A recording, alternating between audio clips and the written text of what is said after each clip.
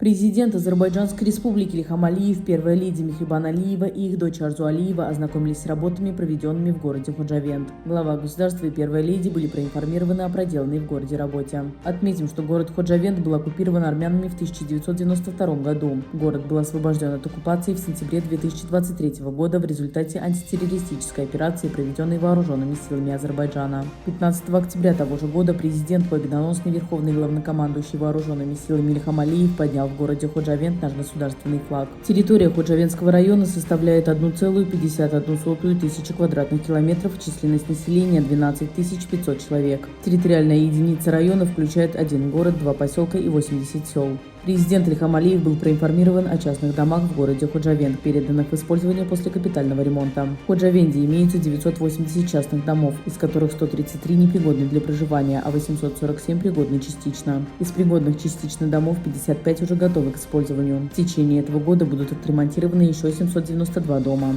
Напомним, что несколько дней назад в город Ходжавенд вернулись 50 семей, 194 человека. С сентября прошлого года по сегодняшний день в 5 населенных пунктов Ходжавенда вернулись в общей сложности 1485 человек, 355 семей, в том числе в город Ходжавенд 50 семей, в поселок Гармызы-Базар 142 семьи, в село Сос 85 семей, в поселок Гадрут 58 семей, а в село Ходжавенд 20 семей. Затем президент Ильхам Алиев, первая леди Мехрибан Алиева и их дочь Арзу Алиева побывали в доме переехавшего в город Ходжавенд Ильгара Гасанова.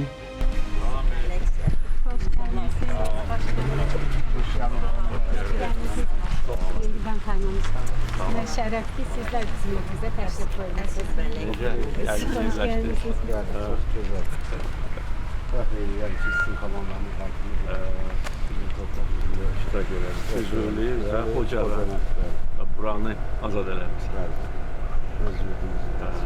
Hal-hazırda Müdafiə Nazirliyində Tərbiyə Xidməti. Hoş geldiniz.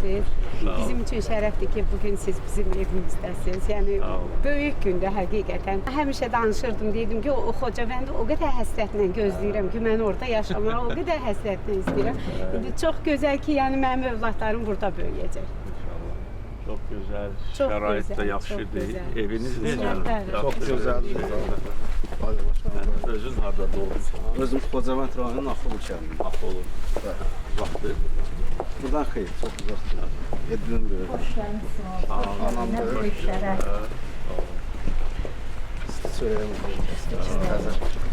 Hoş geldiniz. Mehriban Hanım, ne güzel. Şərəf, ne güzel şərəf. Allah sizi de saklasın. Sizin sayenizde, öz torpaqlarımıza qayıtmışıq. Minnəttar. Təbrik edirəm.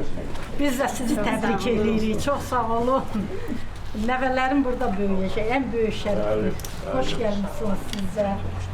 İşğal dövründə harda yaşamısınız? İşğal dövründə Xəzər rayonu Buzovna qəsəbəsində Qaşqınar sularılmış.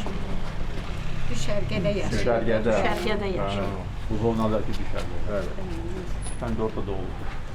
Bəli. Ev şəraiti. Çok güzel. Her şey çok yaxşıdır. Teşekkür edirik sizə. Siz də dadınız altında. Böyle.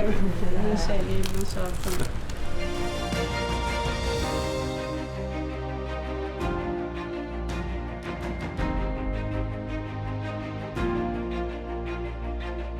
Hərbi hissədə xidmət edirsən. Bizlə də məşğul olursunuz. Mən Azərbaycan dili ədəbiyyat müəlliməsiyəm. Mehriban xanım, o qədər şərəf çox sağ olun. Mən də çox xoşbəxtəm. Bakça, hər şey olacaq. Əsas odur ki, doğma Qarabağ torpağı. Əsas odur ki, bugün bu azadlığı yaşayırıq, bu müstəqilliyi yaşayırıq. Geri qalan şeylər hamısı düzələcəkdir. Təmirdir, məktəbdir, hamısı olacaqdır. Bəli. Allah canınıza Bəli, sizin sayənizdə.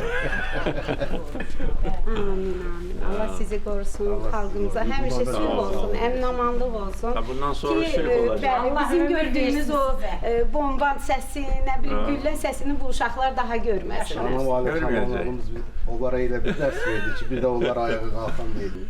Bu şanlı tariximizdir. Əlbəttə, zəfər tarixi. qürur mənbəyimiz. Bəli. Elə Bu tarixdə ki, igidlər hesabına torpaqlarımızı biz Bezdir. azad elədik.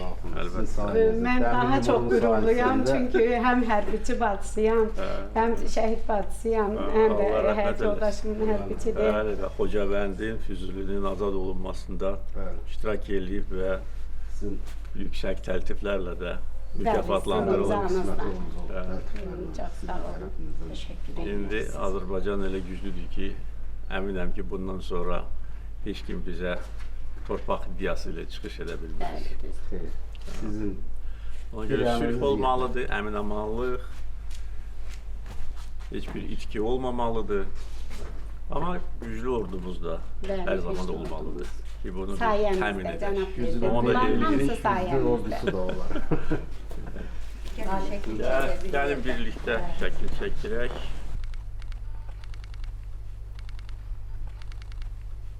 Təbrik edirəm sizi. Sağ olun. Evimizə qonağımız olun.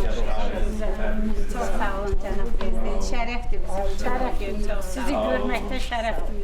Sağ olun. Sağ olun. Çox sağ olun. Sağ olun. Şərəf duyuyoruz. Şərəf duyuyoruz. Sağ olun.